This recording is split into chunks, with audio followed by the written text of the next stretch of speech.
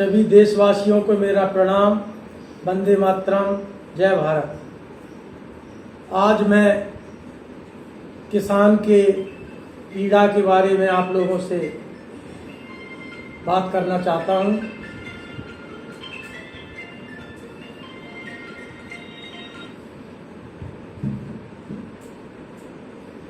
आज़ादी के 75 वर्षों बाद भी इस देश का किसान, जिसकी आबादी इस देश के अंदर देश की पॉपुलेशन के आधार पर 60 से 70% है। हमारा भारत देश कृषि प्रधान देश कहलाता है और अपने इस देश के अंदर किसान की क्या दुर्दशा है, किन कारणों से है, किन व्यवस्थाओं से है, किसने ये दुर्दशा करके रखी है, ये चिंतन का विषय है। इसी क्रम में मैं इस देश के 56 इंच का सीना रखने वाले प्रधानमंत्री नरेंद्र मोदी जी से पूछना चाहता हूं, आग्रह करता हूं कि वो बताएं किसान के साथ ऐसा भेदभाव सरकारें क्यों करती हैं। इस प्रदेश के मुखिया मुख्यमंत्री शिवराज सिंह चौहान जी से भी मैं आग्रह करता हूं, क्योंकि मैं मध्य प्रदेश से बिलोंग करता हूं। मेरा नाम वीर सिंह गुर्जर है। मैं एक कृषक हूं, किसान हूं और फौजी का बेटा हूं। साथियों, इस देश को 1967 में हम लोग देखते हैं कि 1967 में आईएएस की सैलरी 250 रुपये हुआ करती थी, जो वर्तमान परिवेश में 3-साढ़े 3 लाख रुपए हो गई है।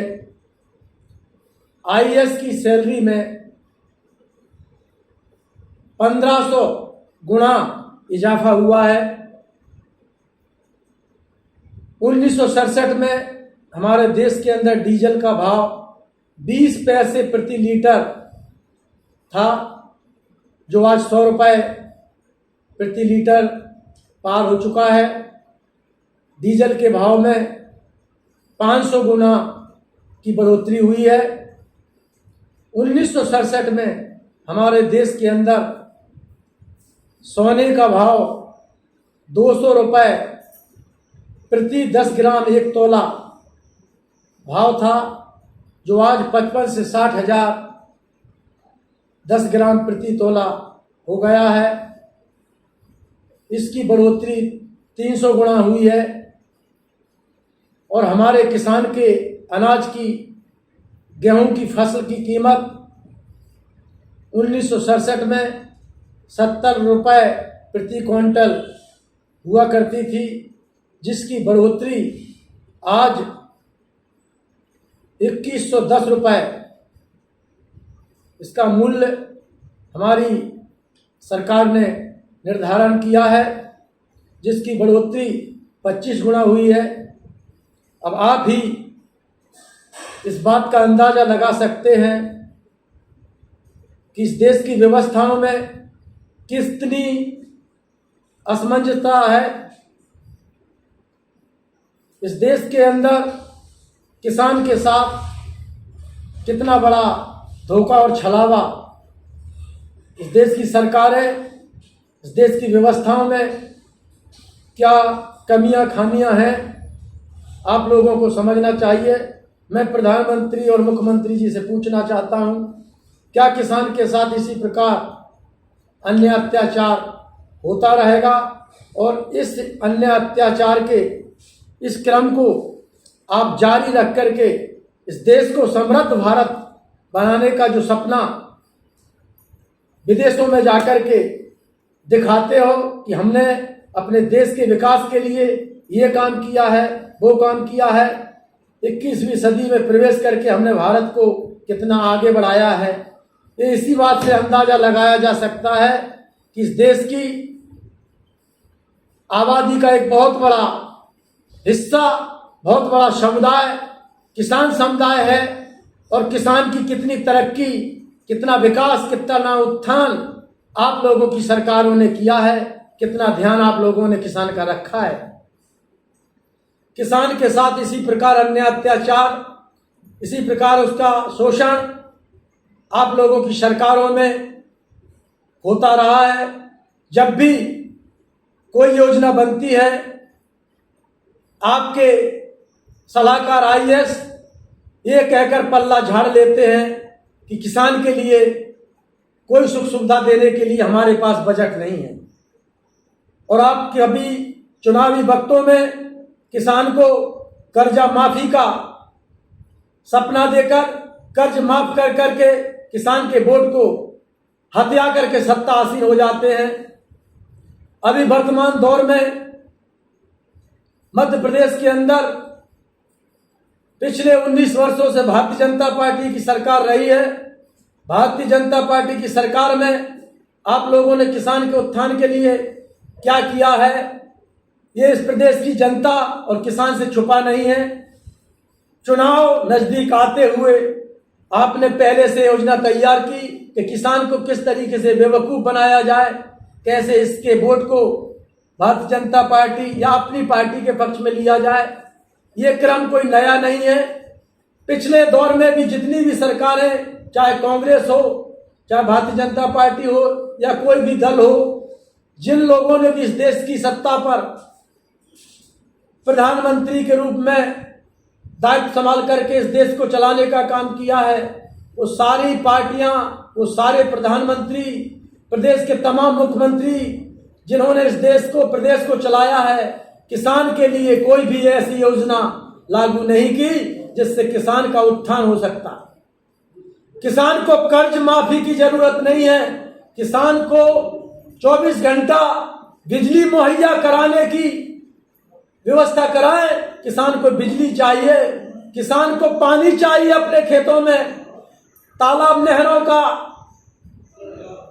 कार्य प्रारंभ कराएं, पानी की व्यवस्था कराएं। किसान को खाद चाहिए, अच्छा बीज चाहिए। लेकिन आज तक इस देश की सरकारों ने किसान के लिए इस प्रकार की कोई व्यवस्था पूर्ण रूप से नहीं की है, बल्कि किसान के अनाज को जो खून पसीने की मेहनत से, रात दिन अथक प्रयास से, न कभी छुट्टी लेता है, न कभी रेस्ट लेता है, 24 घंटे कृषि कार्य को करता रहता है, अपनी फसल को तैयार बनाने में पूरे समय नींद नहीं लेता, भरपेट भोजन नहीं करता।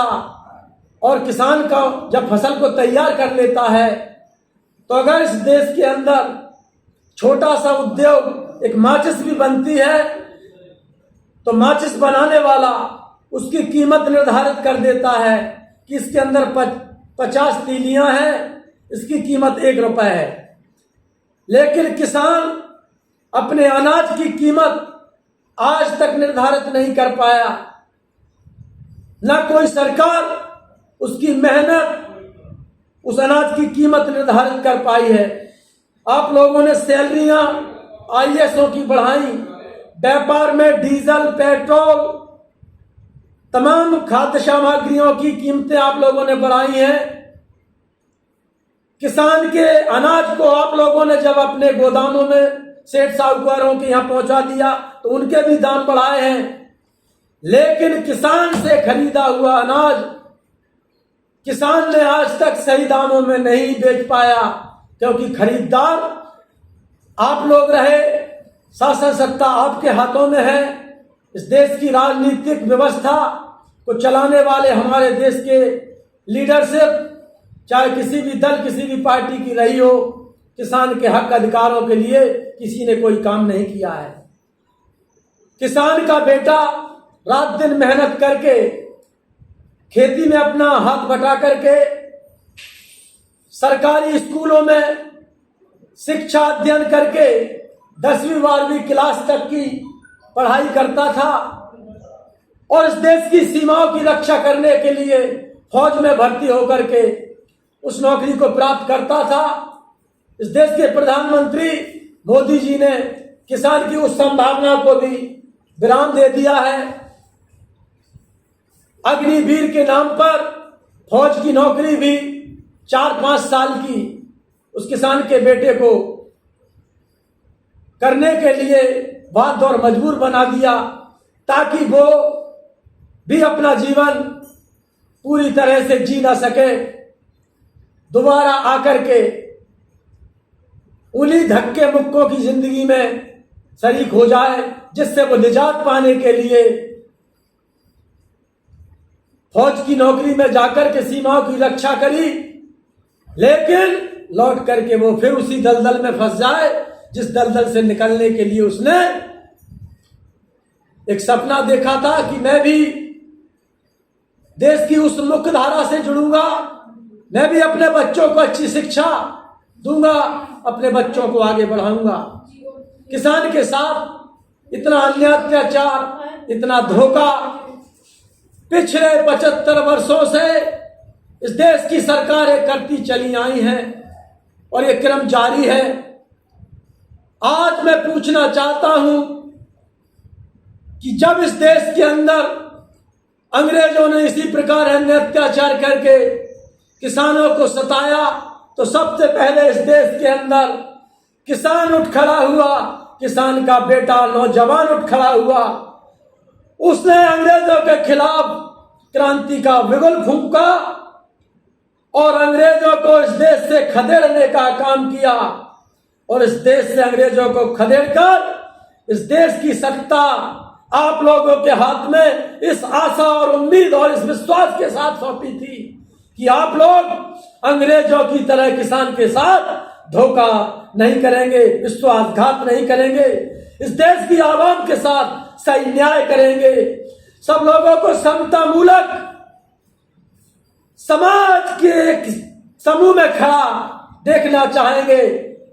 ऐसा ही संविधान में बाबा साहब ने प्रावधान भी रखा था, कमजोर वर्ग के लोगों को 10 वर्ष का आरक्षण देकर इतना सशक्त और मजबूत बना दिया जाए कि वो भी बराबर से खड़े हुए नजर आए, कोई छोटा कोई बड़ा न रहे। लेकिन आजादी के 75 वर्षों से भी अधिक समय बीत जाने के बाद आज भी गैर बराबरी इस देश के अंदर जारी है। गैर बराबरी का ये दायरा आप लोगों ने आज तक खत्म नहीं किया है। आज तक इस देश को समृद्ध बनाने की झूठी घोषणाएं की हैं, झूठे वादे किए हैं, झूठे सपने दिखाए हैं, विदेशों में जाकर के अपनी वाहवाही के डंके बजाए हैं। लेकिन हकीकत मायनों में अगर देखा जाए तो आप लोगों ने सरकार के सत्ता के सुख को भोगा है, ऐशो आराम की जिंदगी जी है, और किसान आज भी पेट से भूखा है, तन पर कपड़े नहीं हैं, बच्चों के भविष्य के लिए उसके पास अच्छी शिक्षा नहीं है, अच्छा स्वास्थ्य नहीं है, अच्छी कोई योजना किसान के लिए आप लोगों ने नहीं बनाई है। मैं पूछना चाहता हूं कि जब इस देश के किसानों ने अंग्रेजों को खदेड़ करके विदेश पहुंचा दिया, तो क्या आप लोग ये बात समझ नहीं पा रहे? कब तक किसानों को इस तरीके से बेवकूफ बनाते रहोगे? किसानों के वोट पर सरकारें चलाते रहोगे? कब तक हमारे किसानों के साथ हमारे साथ धोखा करते रहोगे? जिस दिन हमारा किसान भाई जाग गया, संगठित हो गया, उठ खड़ा हो गया, तो आपकी विधानसभाएं, आपकी लोकसभाएं आपकी रक्षा नहीं कर पाएंगी। आपको भी, आपके साथ भी वही हश्र होगा जो इस देश के अंग्रेजों के साथ हुआ है। इसलिए मैं हाथ जोड़ करके आपसे आग्रह करता हूं, निवेदन करता हूं, अभी भी समय है, सत्ता भी आपके हाथ में है, किसान भी आज सहन शक्ति किए हुए है, लेकिन किसान की सहन शक्ति का ये बांध टूट न जाए, उससे पहले आप किसान को उसका हक अधिकार दे दो। उसके लिए जो चाहिए वो व्यवस्था लागू कर दो। किसान को कर्जा माफी नहीं चाहिए, सम्मान निधि के रूप में 6,000 रुपए नहीं चाहिए, किसान को किसान की फसल का सही मूल्यांकन होकर के उसका मूल्य चाहिए, किसान को समय पर खाद पानी चाहिए, बिजली चाहिए, ये सारी चीजें मुहैया करा दो। किसान भिखारी नहीं है, किसान अन्नदाता है। इस देश की 100% आबादी के पेट में अन्न को पहुंचाने वाला किसान है। किसान का बेटा इस देश की सीमाओं की रक्षा करने वाला योद्धा है, वीर है। तो साथियों, मैं अपने किसान भाइयों से कहना चाहता हूं, इस देश की आवाम से, इस देश के नेताओं से कहना चाहता हूं, किसान के अधिकारों को छीनना बंद कर दो, उनकी फसल का सही दाम उन्हें दे दो। आज किसान के साथ ऐसा व्यवहार हो रहा है कि अगर किसान 1 बीघा में खेती करता है तो अधिक से अधिक उपजाऊ भूमि में अगर समय पर खाद मिलता है, पानी मिलता है, बिजली मिलती है, तो 1 बीघा में किसान के यहाँ 10 कुंटल गेहूं पैदा होता है और मार्केट में बेचने जाता है तो उसका मूल्य 1800 रुपए, 1900 रुपए, यानी कि 18-19 हजार रुपए का वो होता है। और उस फसल का खर्चा, उस फसल को तैयार करने में 1 बीघा में 18,000 रुपए का खर्चा आता है। ऐसी व्यवस्था इस देश की सरकारों ने बना के रखी है। इस देश के साहूकारों ने किसान के साथ ऐसा कृत्य, ऐसा षड्यंत्र, ऐसी साजिश रच के रखी है। मैं आप लोगों से कहना चाहता हूं, कैसे किसान संपन्न हो सकता है, कैसे किसान खुशहाल हो सकता है? जब किसान संपन्न और खुशहाल नहीं हो सकता, जिसकी आबादी इस देश में 60 से 70% है, तो फिर ये भारत देश समृद्ध कैसे हो सकता है, मजबूत कैसे हो सकता है, पुनः से ये सोने की चिड़िया कैसे कहला सकता है, विश्व गुरु ये कैसे बन सकता है? सबसे पहले आप लोगों को बहुत बड़ी आबादी का दुख दूर करना होगा, उनके साथ न्याय करना होगा, तब ये विकास, उन्नति भारत देश करेगा। किसान के साथ धोखा भारत माता के साथ धोखा है, इस देश के साथ धोखा है, अन्याय है। इस देश का किसान, इस देश का जवान एक ही घर से पैदा होता है और वो घर है किसान का घर, किसान की झोपड़ी। किसान के घर से इस देश की सीमाओं की रक्षा करने वाला जवान पैदा होता है। किसान के घर से अन्न पैदा होता है, जिससे इस हिंदुस्तान के हर इंसान को भोजन मिलता है, पेट भरता है, जिससे इंसान जिंदा रहता है। उसके साथ अन्य अत्याचार बंद कर दो, नहीं वो दिन दूर नहीं जब आपके साथ भी वही हश्र होगा जो इस देश के ऊपर अन्य अत्याचार करने वाले, चाहे मुसलमान शासक रहे हो, चाहे अंग्रेज शासक रहे हो, चाहे वर्तमान में आप लोग हो। इतना तो सोचो, सताने के साथ साथ किसान भी बदल रहा है जमाने के साथ साथ। आज किसानों के बेटाओं ने शिक्षा के आधार पर ये महसूस किया है, दुनिया को देखा है, दुनिया को घूमा है। आप किसान के साथ छलावा बड़े समय तक नहीं कर सकते। आग्रह करता हूं, निवेदन करता हूं, किसान के हक अधिकारों से सौंप दो, नहीं तो आपको बचाने वाला कोई दूसरा आसमान से अवतरित होकर के कोई ईश्वर नहीं आएगा। इन्हीं शब्दों के साथ कहने के लिए बहुत सारी बातें हैं, अपनी वाणी को विराम देता हूं। जय हिंद, भारत माता की जय, किसान की जय, जवान की जय, जय भारत माता।